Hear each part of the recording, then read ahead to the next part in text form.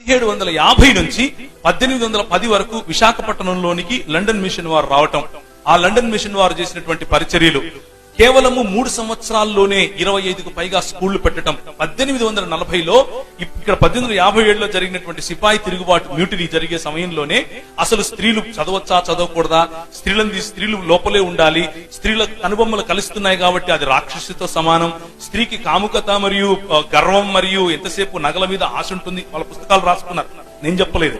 కాబట్టి దాన్ని దూరం పెట్టాలి, ఎప్పుడు స్త్రీకి సత్యం చెప్పకూడదు, స్త్రీ ఎప్పుడు వాగుతూ ఉంటుంది కాబట్టి అందరికీ చెప్తుంది, ఇలాంటి విచిత్రమైనటువంటి ఆలోచనలు క్రియేట్ చేసి స్త్రీలను మరుగుపరిచేసిన సమయంలో బాలికలకు స్కూలు పెట్టిన మొట్టమొదటి సమాజం మన సమాజం.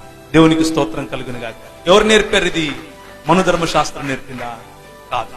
66 పుస్తకాలు ఉన్నటువంటి బైబిల్ గ్రంథం ఈ రోజు ఒక స్త్రీ పైలట్ అవుతోంది అని అంటే, మన దేశంలో ఇందిరాగాంధీ ప్రధానమంత్రి అయ్యింది అని అంటే, మన దేశంలో ఈ రోజు కల్వకుర్తి చంద్రశేఖరరావు గారి కుమార్తె కవిత గారు ఎంపీ అవుతున్నారంటే దాని వెనక కారణం ఎవరు? అదిగో వెనక పైన కనిపిస్తున్నారే వాళ్ళు. దేవునికి స్తోత్రం కలుగును గాక.